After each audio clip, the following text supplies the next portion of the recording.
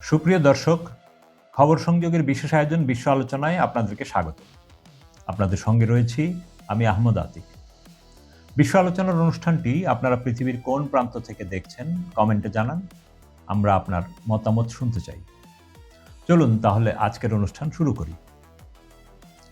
কল্পনা করুন পানির নিচে এমন একটি অস্ত্রের কথা যা সাধারণ বুলেটের গতিতে ছুটতে পারে এবং মুহূর্তের মধ্যে যে কোনো যুদ্ধ জাহাজ বা সাবমেরিনকে চূর্ণ বিচূর্ণ করে দেওয়ার ক্ষমতা রাখে। বর্তমানে ইরান আমেরিকা যুদ্ধের উত্তেজনার মাঝে এমনই এক বিধ্বংসী অস্ত্রের নাম সামনে এসেছে, যার নাম হুদ।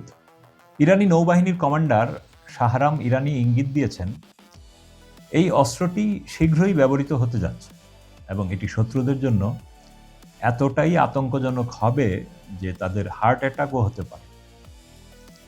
হুদ আসলে কি এবং এটি কিভাবে কাজ করে?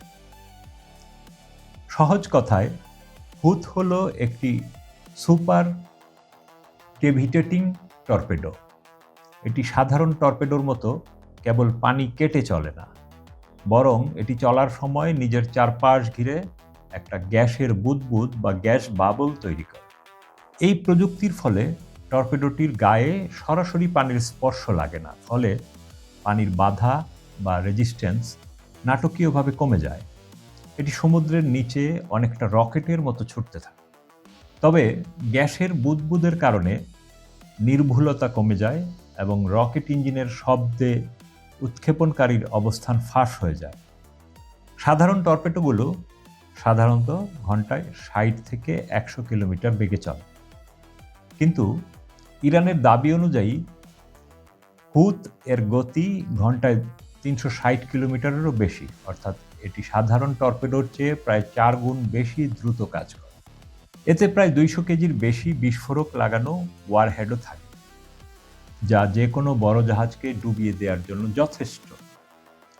কিন্তু সব শক্তিশালী প্রযুক্তিরই কিছু দুর্বলতা থাকে। হুদের সবচেয়ে বড় সীমাবদ্ধতা হলো এর রেঞ্জ বা পাল্লা। সাধারণ টর্পেডো অনেক দূর পর্যন্ত লক্ষ্যভেদে সক্ষম হলেও এই টর্পেডোর রেঞ্জ মাত্র 15 কিলোমিটার, অর্থাৎ এটি কেবল কাছাকাছি থাকা লক্ষ্যবস্তুর উপর আক্রমণের জন্য কার্যকর। এটি কি মার্কিন এয়ারক্রাফট ক্যারিয়ারের জন্য হুমকি? টেকনিক্যালি হ্যাঁ, মার্কিন এয়ারক্রাফট যদি এর রেঞ্জের মধ্যে আসে আর এটি যদি সরাসরি আঘাত করে, তবে মার্কিন ক্যারিয়ারের মতো বিশাল জাহাজও মারাত্মক ক্ষতিগ্রস্ত হবে।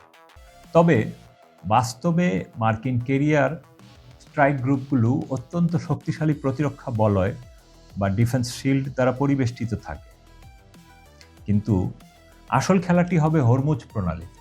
এটি এতটাই সরু সমুদ্রপথ যে যদি কোনো মার্কিন জাহাজ এই প্রণালীতে প্রবেশ করে, তবে ইরান এই স্বল্প পাল্লার কিন্তু প্রচণ্ড গতির হুদ দিয়ে সহজেই আক্রমণ চালাতে পারবে। এই ঝুঁকির কারণেই আমেরিকার ক্যারিয়ারগুলো হরমুজ প্রণালী থেকে নিরাপদ দূরত্ব বজায় রাখতে বাধ্য হচ্ছে। এটি রুশ VA-111 শাখভাল এর রিভার্স ইঞ্জিনিয়ার্ড সংস্করণ, যা প্রথম পরীক্ষা করা হয় 2006 সালে। ইরান ও রাশিয়া ছাড়া এই প্রযুক্তি আর কারো কাছে নেই। আপনার মতামত কি? কমেন্টে জানান, ভিডিওটি লাইক করুন, শেয়ার করুন এবং চ্যানেলটি সাবস্ক্রাইব করে বেল আইকনে ক্লিক করুন যেন পরবর্তী খবর মিস না হয়। দেখা হবে পরের বুলেটিনে। ততক্ষণ সুস্থ থাকুন, ভালো থাকুন। খোদা হাফেজ।